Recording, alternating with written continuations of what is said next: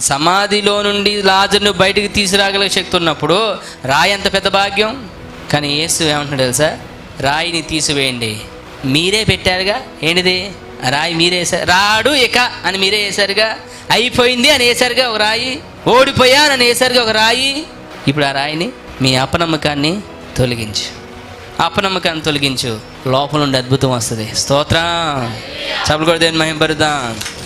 అపనమ్మకం అనే రాయిని పక్కన పెడితే నువ్వు సమాధి చేసినటువంటి ఆ నిరీక్షణ తిరిగి లేచి నీ కళ్ళ ముందు ఉంటుంది. దేవునికి స్తోత్రం. ప్రేమైన దేవుని బిడ్డ, don't ever lose your hope. నీ యొక్క విశ్వాసాన్ని, నీ యొక్క నిరీక్షణని ఎప్పుడూ కోల్పోవద్దు. Never think that your husband cannot be saved. నీ భర్త మారడని నువ్వు ఎప్పుడు అనుకోవద్దు. నీ భార్య మారదని నువ్వు ఎప్పుడు అనుకోవద్దు. నీ పిల్లలు మారని నువ్వు ఎప్పుడు అనుకోవద్దు. నీ జీవితంలో విజయం రాదని నువ్వు ఎప్పుడు అనుకోవద్దు. ముందు నీ జీవితంలో ఉన్నటువంటి ఆ అపనమ్మకాన్ని ఏం చేయాలి? ఆ రాయిని ఎప్పుడైతే తొలగిస్తావో లోపల నుంచి అద్భుతం వస్తుంది. దేవునికి స్తోత్రం.